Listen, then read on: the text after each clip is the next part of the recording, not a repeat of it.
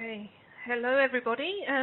My name's Gail Burgess, and I'm Traffic's Consumer Behavioural Change Coordinator. Delighted to be here today with Professor Samir Deshpande. He's the Associate Professor of Marketing in the Faculty of Management at the University of Lethbridge, Canada. And for a couple of years, he's currently serving as the Visiting Associate Professor in the Department of Communications and New Media at the National University of Singapore. Samir conducts research in social marketing. He's published several academic articles proposing the effectiveness of social marketing interventions on behavior change. He's the co-author of Social Marketing in India and co-edits Social Marketing Quarterly, which is one of the journals actually we encourage people to have a look at through our toolkit. He's going to talk to us today about 7 tips to highly effective behavior change. The synopsis for his webinar is enormous financial and non-financial resources are spent the world over by governments, non-profit organizations, foundations and corporations under a CSR umbrella on designing and implementing behavior change strategies to address important social problems. Many of these strategies, however, fail to influence behavior and deliver positive outcomes. This webinar will make a special case around the power of social marketing frameworks and presenting 7 top tips to design and implement effective behavior change strategies. The presentation will be followed by a question and answer session. As a follow-up to the webinar, an opportunity will be provided to participants to submit a brief description of their social marketing initiative to receive personal feedback from Samir. So thanks very much once more, Samir, for your time today. We're really excited and looking forward to your talk. Over to you.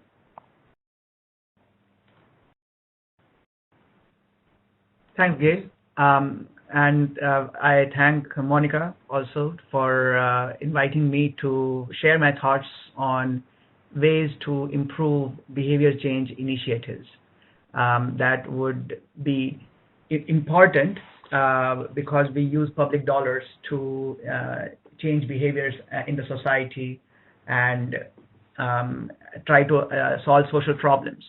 So we better be effective and efficient to do justice to the dollars that we receive from public sources. So here's my humble attempt to share with you what I think would be 7 tips to highly effective behavior change in our field of social sector. So the outline is, before I get into the 7 tips, I would like to provide very basic understanding of 3 approaches to behavior change: education, marketing, and law. What does it mean? How are they different and similar? My attempt, to be honest, is to convince you guys that we need to go beyond education and law and embrace marketing toolkit to educational and legal strategies to improve our effectiveness, and that will come through the 7 tips. And then, as Gail discussed, we will have an open-ended question and answer session after I'm done with the 7 tips.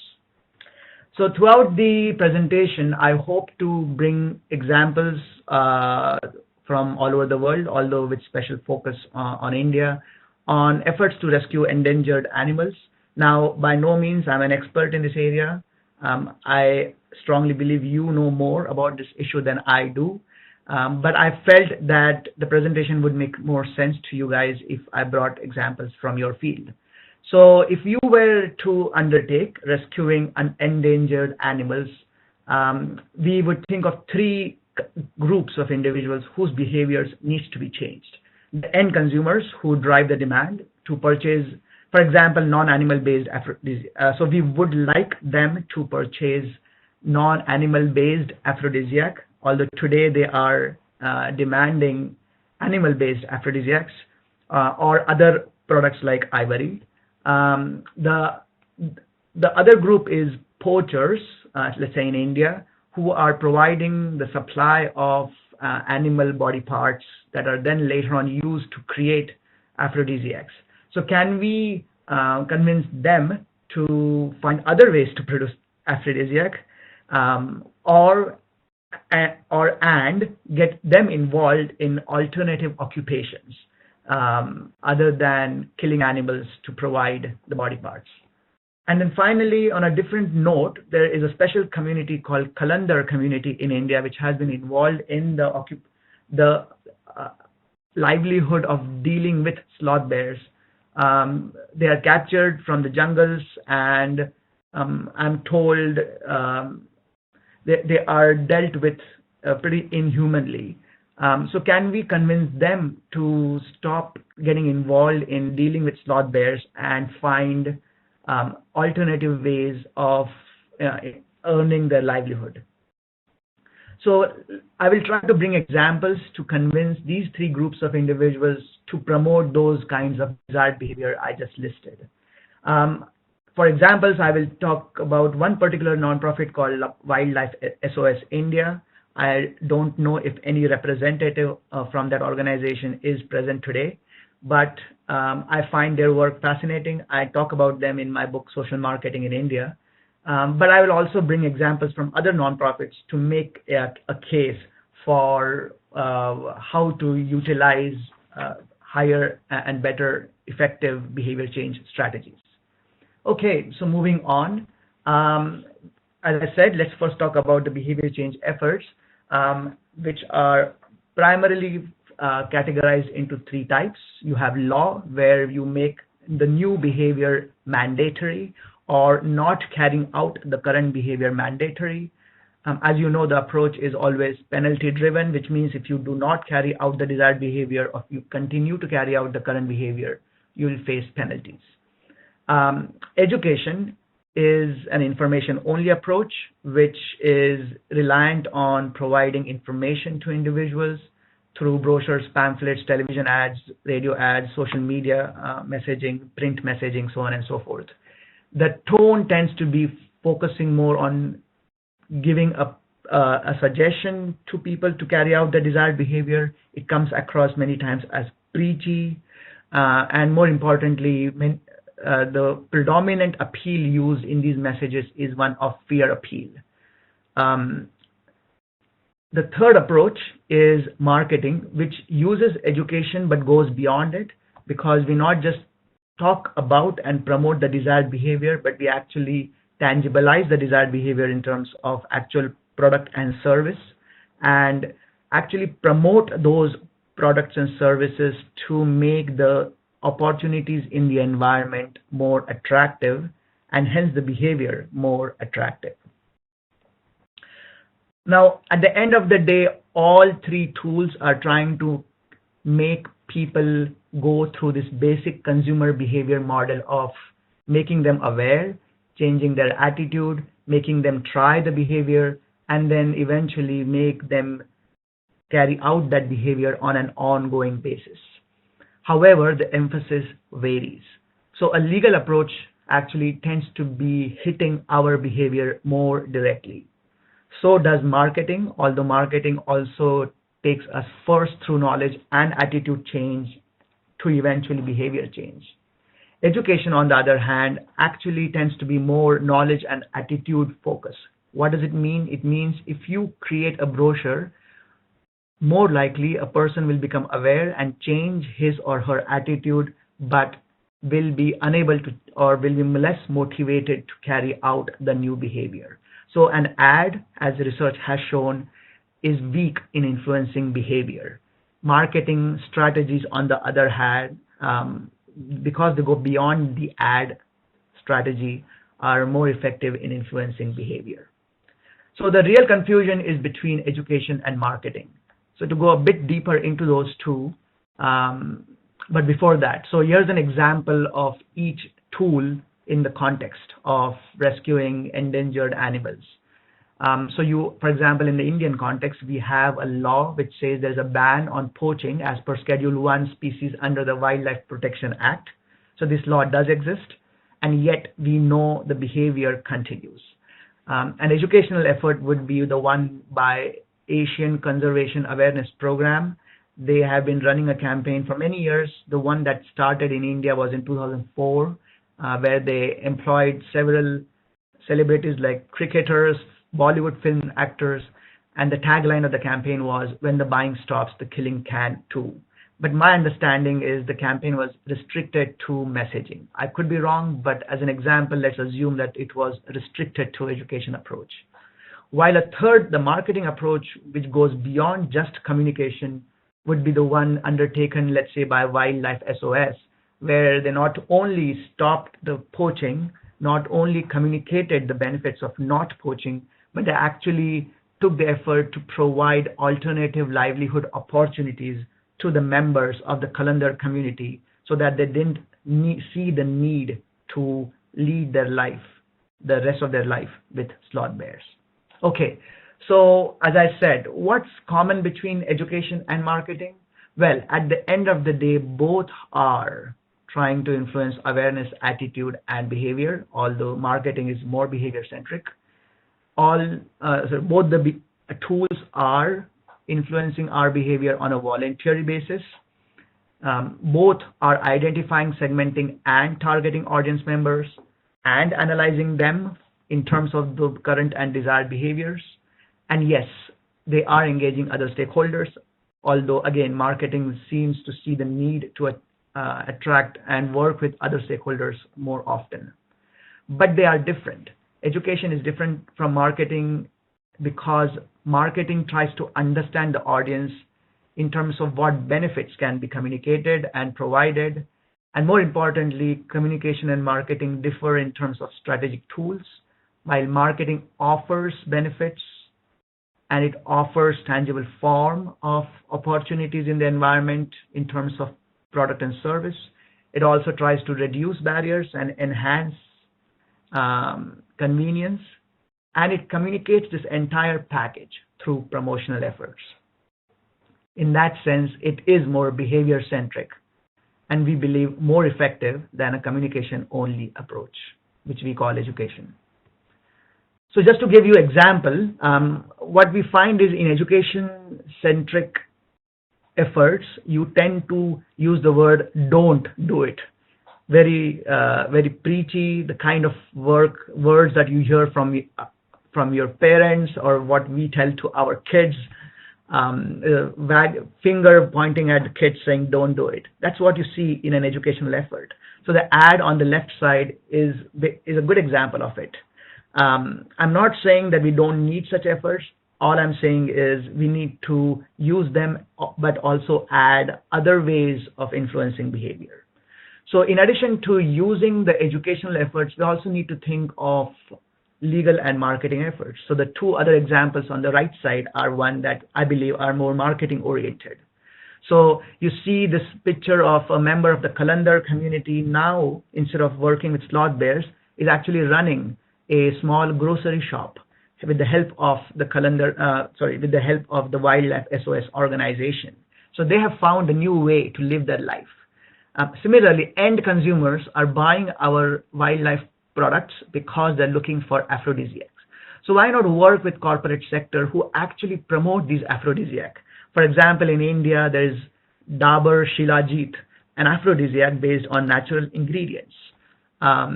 So why not work with them and try to address the basic desires that humans are looking for that drives them to demand products from endangered animals?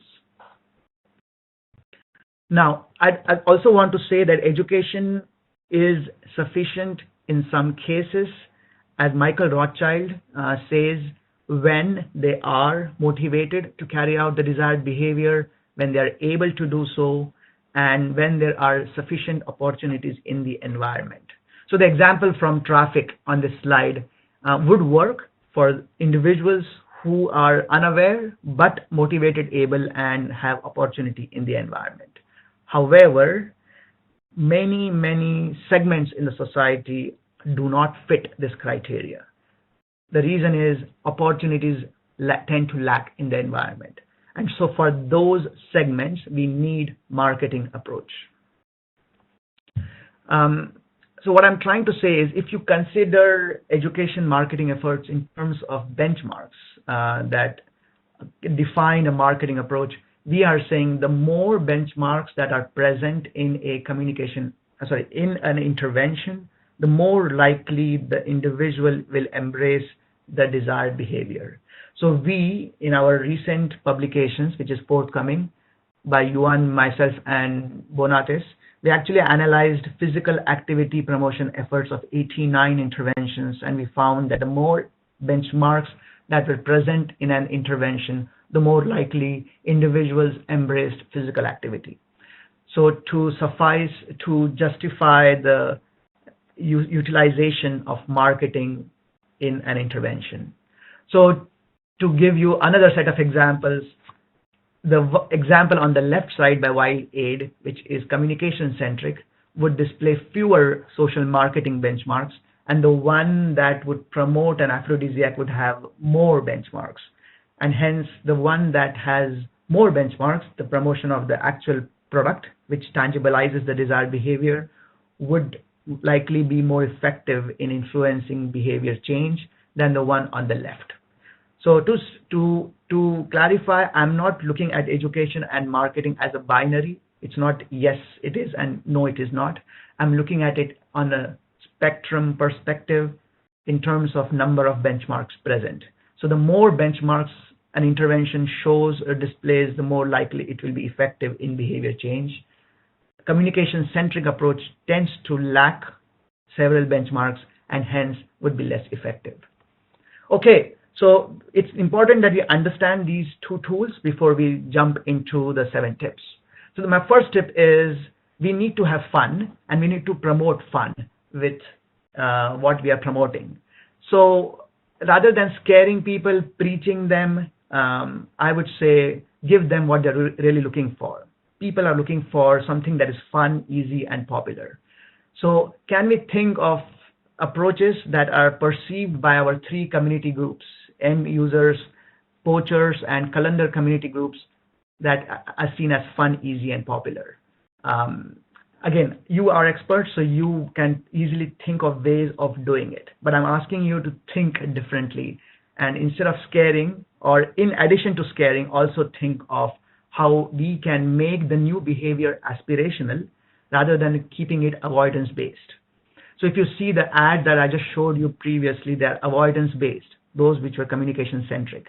While the visual that you see on the right side bottom on this slide, you see a lady who previously was with the sloth bears from the calendar community, is now running a small vegetable, fruit, egg selling establishment.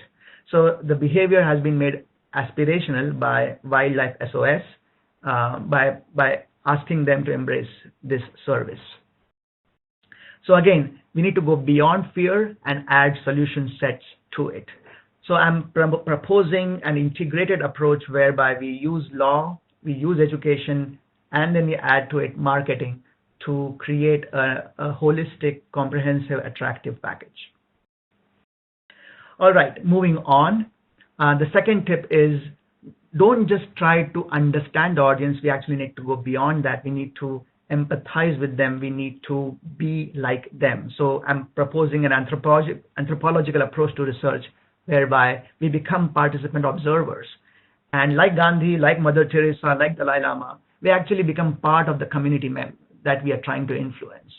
A small example is one by our social marketing colleague from UK, Gerard Hastings, who was once told to go to Manchester and work with the mill workers to convince them to quit smoking. After having spent a few days with them, he realized that smoking was the only respite in their otherwise dreary life.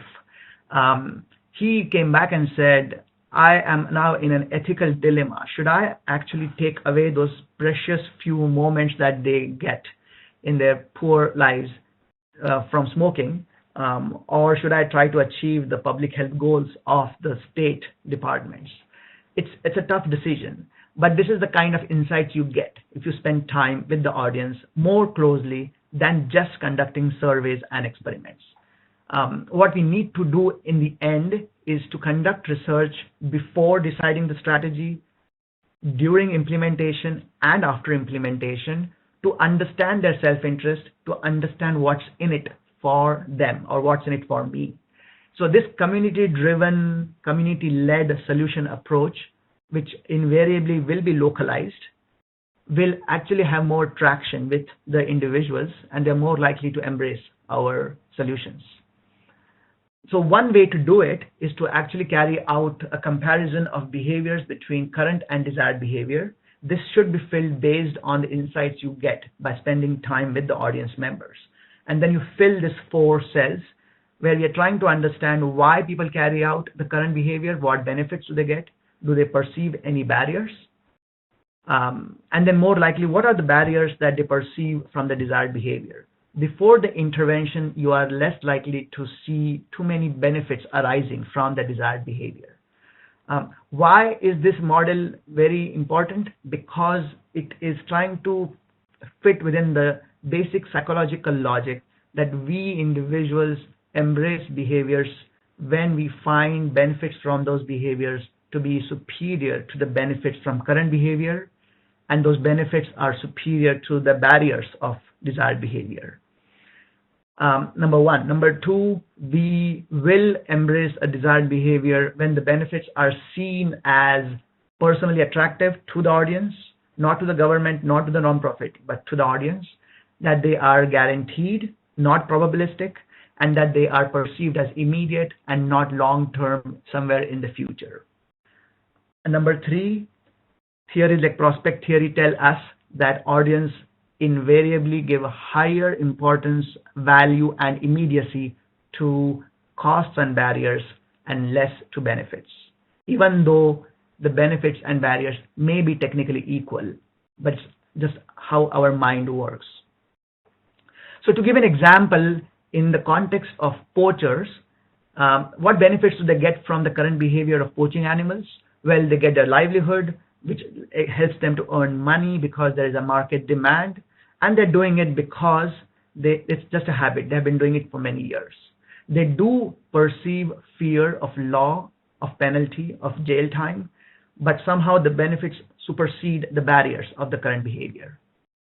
Now, if you want them to engage in alternative occupations, you need to provide benefits like you will get more respect from those new occupations, that you will get as much money, if not more, from the new occupation, and that there is a pressure from your fellow community members to be involved in something that is legal and respectful. Now, there's going to be a lot of barriers perceived. People are not aware of the new occupations, the new way of life. They may not trust the new occupation or life. And because they're poor and uneducated, they may lack confidence and skills. They may not be employable. So in other words, they may have fear and uncertainty about the future. So we need to overcome these barriers and enhance benefits from desired behavior if we want to make the desired behavior more attractive than the current behavior. So Wildlife SOS has done many of these things. They formed Forest Watch, which was a network of governments and nonprofit organizations to identify bears who are to be rescued. They also have a 24/7 rescue hotline so that community gives them tips on how to get those bears. But more importantly, and this is more interesting to me, is they actually worked on providing alternative livelihood to men and women of Kalandar community by giving them seed funding, by training them, and actually employing them in the bear rescue centers.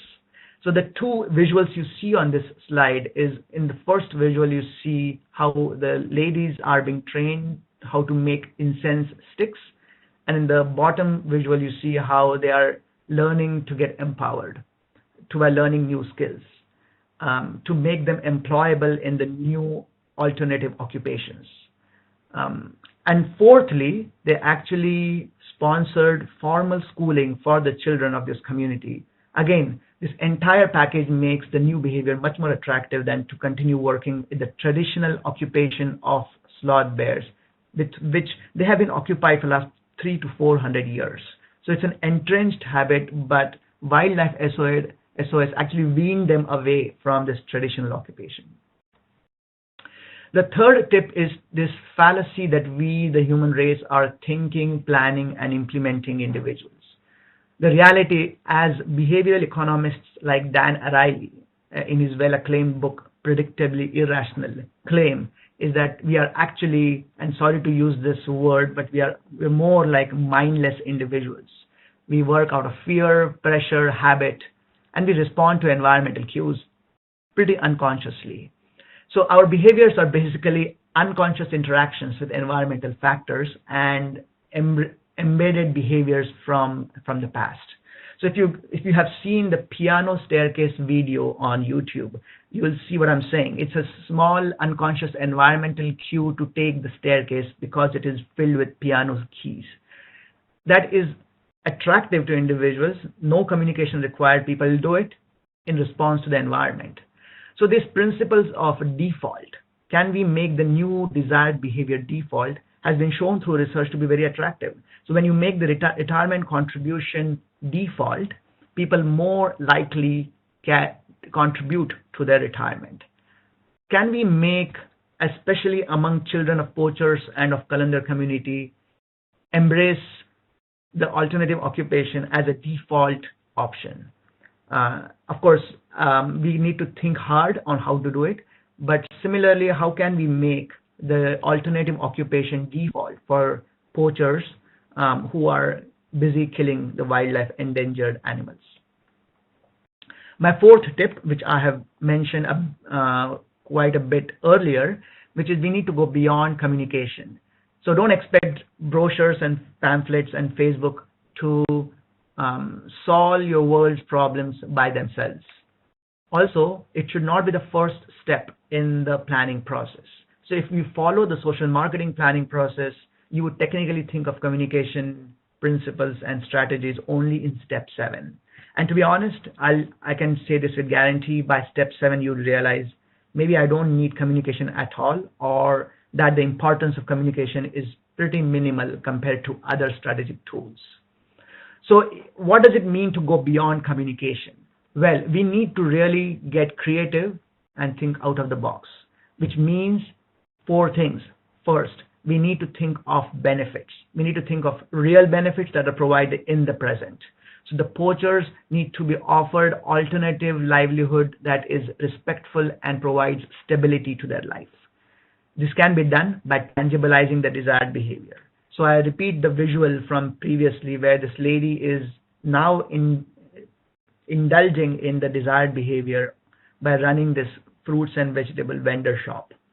We also need to identify and reduce barriers by providing skills and reducing uncertainty to future.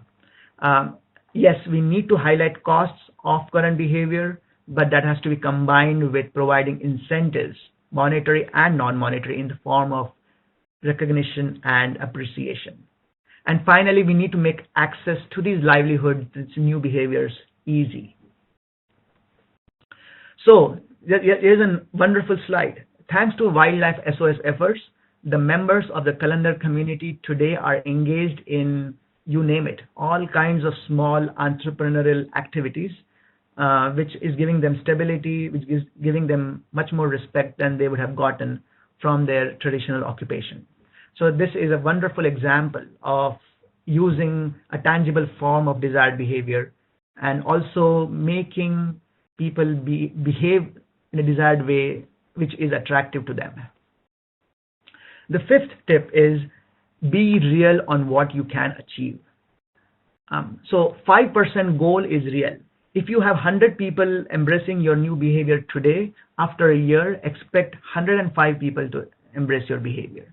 That is what we have found based on research. 50% is not real.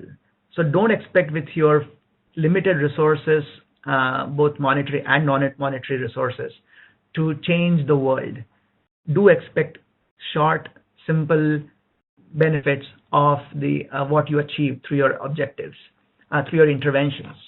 To achieve that, you need all kinds of partnerships with influencers. You need all kinds of stakeholders who have important stake in what you do. And more importantly, you need to promote single, simple, doable behaviors one at a time, which are tailored to individuals that you're targeting. So the end consumers who are demanding aphrodisiacs should be convinced to buy non-animal based aphrodisiacs, and poachers and members of calendar community should get trained and should be convinced to work in alternative occupations. Number 6, I would like you to start thinking beyond the non-profit charity-based model and start thinking like a social entrepreneur. So I'm trying to bring together head and heart. Two wonderful examples from India as shown on this slide. One is Samman Foundation, founded by Irfan Alam, who weaned individuals from poverty and made them cycle operators, and now they are independent micro entrepreneurs. And the second one is Mr. Bankar Roy, who established Barefoot College, who has done many things, but here's one example. He actually is now training illiterate, poor grandmothers for 6 months on how to build solar panels and how to run a business on providing solar panel based lighting system within 6 months. And these grandmothers go back and really bring light to their respective villages in Africa, Latin America, Asia, you name it. So in this particular example, you see His Holiness Dalai Lama actually visiting their training center and seeing how these grandmothers from Africa are getting trained. What these two examples show us is we need to not just provide behavior, but we need to promote and provide services. Number one. Number two, we need to promote entrepreneurship among the individuals whom you are trying to influence. This helps individuals and organizations to achieve effectiveness in terms of outcomes and efficiency in terms of social return on investment. This helps non-profit organizations to earn profit, very important, and hence become independent of funding agencies, which also gives you more freedom and control over your agenda. To achieve that, we need to actually target individuals who are most ready to act rather than just who are most needy.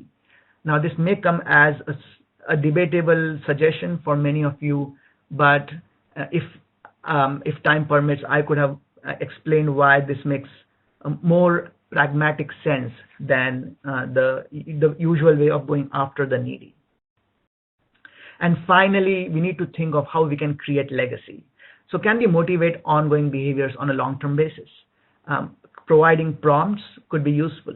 So for example, the way we have a beeping system in our vehicles to wear the seatbelt or to switch off headlights when we leave the car. Can we think of providing reminders to end consumers to continue buying non-animal based aphrodisiacs? Can we think of a system to reward the reformed poachers and members of Kalandar community to continue carrying out the alternative livelihoods behaviors? And then, as I mentioned before, can we as non-profit organizations build sustainable financial foundations and be independent and be in control so that we go beyond project mode and institutionalize the policies to make the new behaviors as a routine, habitual change. So, to conclude, I would like you guys to empathize with the members you're trying to change, not just understand them. We need to go beyond brochures and create favorable environments to change the behavior. To do that, we need to combine fear with solution.